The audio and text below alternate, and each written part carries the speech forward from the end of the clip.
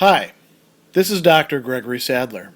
I'm a professor of philosophy and the president and founder of an educational consulting company called Reason.io, where we put philosophy into practice.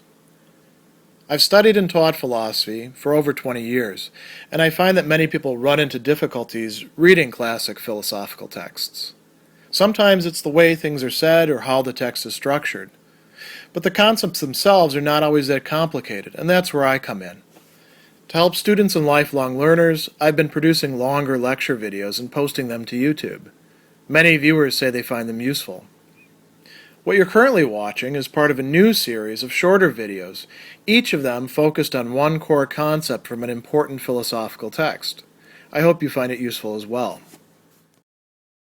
In the appendix to his Prolegomena to any future metaphysics, so we're getting very, very close to the end of the work, Immanuel Kant is going to engage with one of the many critics of his critique of pure reason. And one of the things that he's going to do in this, that he's already done a bit earlier in the work, but I think is quite useful to go over since Kant goes back into it, is to clarify what he means by idealism in relation to other idealist thinkers. And as it's going to turn out, as you'll see, Immanuel Kant's version of idealism is going to be not only quite different, but as he is going to say towards the end of this section, my so-called properly critical idealism is of quite a special kind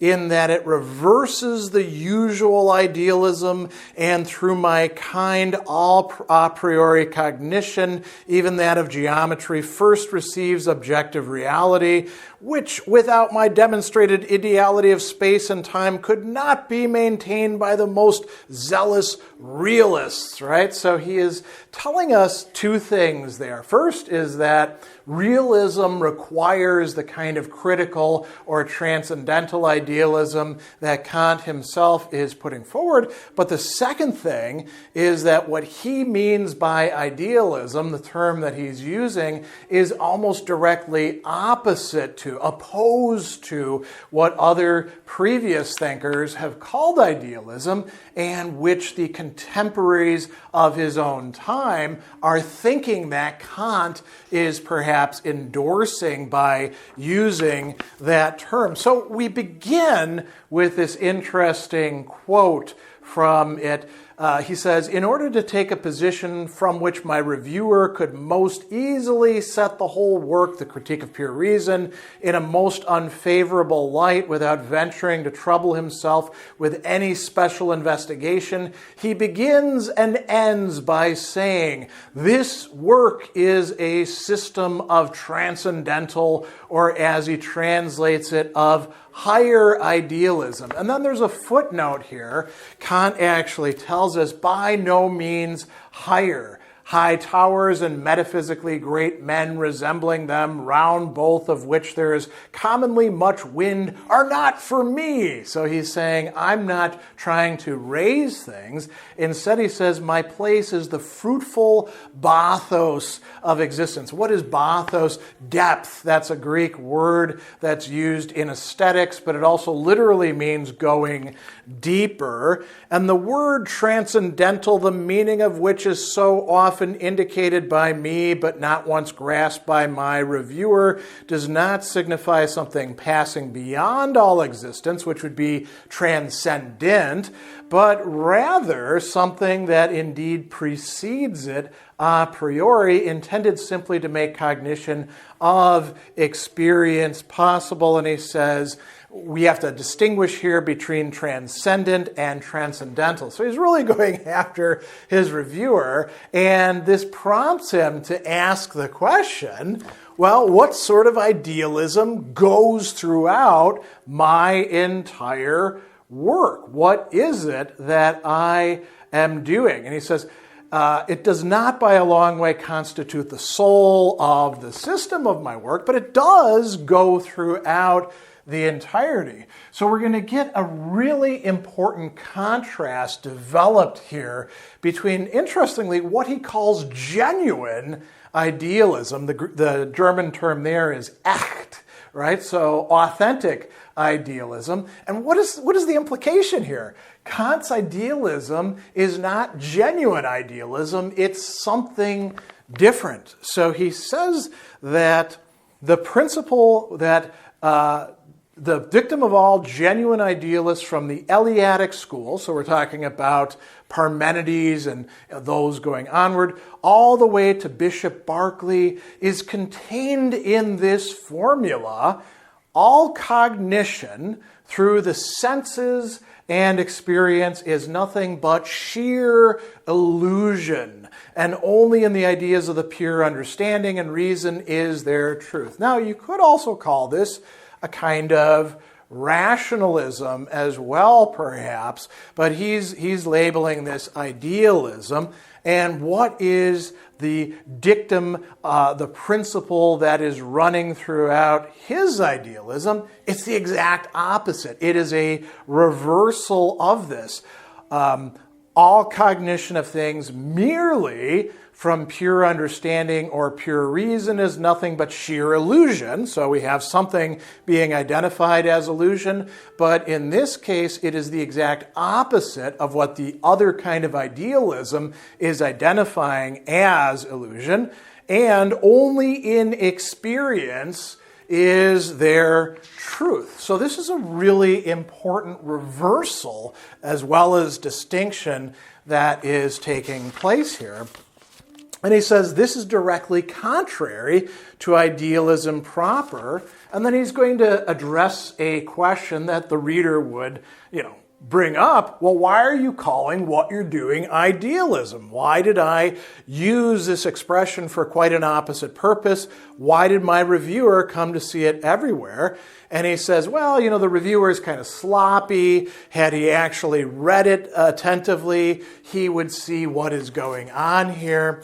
And so what is it? Space and time, together with all that they contain, this is Kant's doctrine, are not things in themselves or their qualities, but merely belong to the appearances of things in themselves.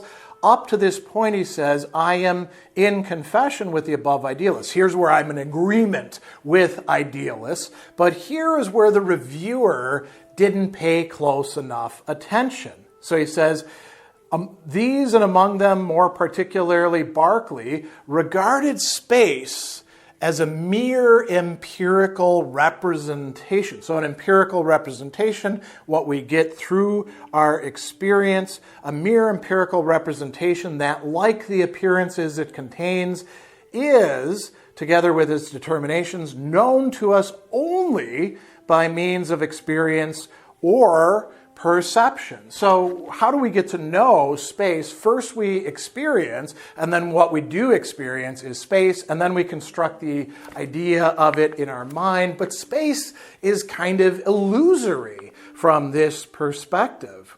So he says, I, on the contrary, prove in the first place that space, and not only space, but time, which Berkeley didn't pay adequate attention to, didn't consider, and all of its determinations can be cognized a priori, prior to any experience, independent, you might say, of any determinate experience by us. Why? Because no less than time it inheres, as he says, in us as a pure form of our sensibility before all perception of experience, and it makes possible all intuition of sensibility. So you don't have sensibility first and then get space and time. You've got to have space and time first, and then you can actually have intuitions within our faculty of sensibility.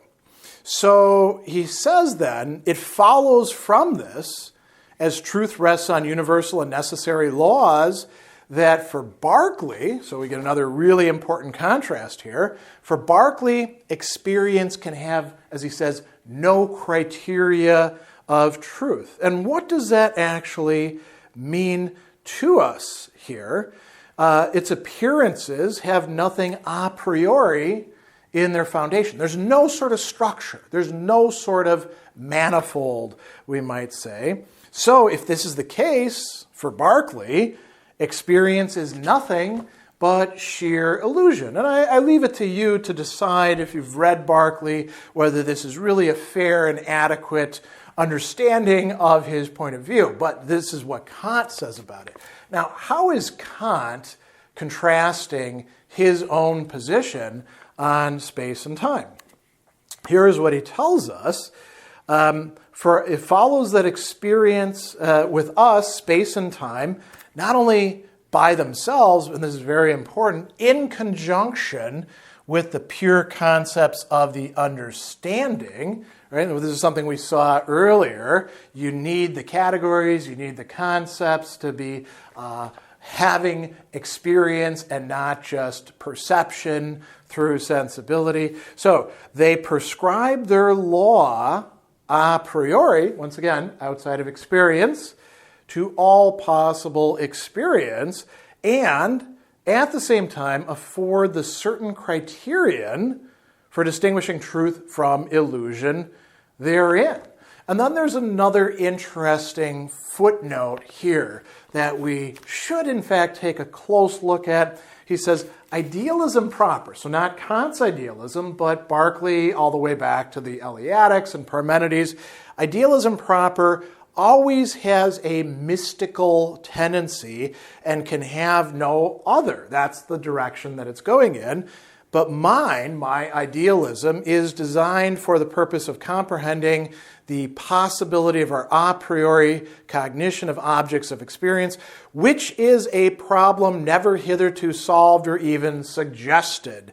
In this way, all mystical idealism falls to the ground, for, as may be seen in Plato, it inferred from our cognitions a priori another intuition, different from that of the senses, an intellectual intuition, which Kant is rejecting. Interestingly, some of the later German idealists will take this idea of intellectual intuition back up, and he says it never occurred to anyone the senses themselves might intuit a priori. So what do we have here? We've got clarifications about what exactly idealism is. We've got two different styles or brands of idealism, the Kantian transcendental or critical idealism, which isn't really idealism in its proper or genuine sense, running from Parmenides all the way up to Bishop Berkeley. And they are not only different in kind, but they actually are reversals of each other in what they presuppose and what they set forth as the truth of things.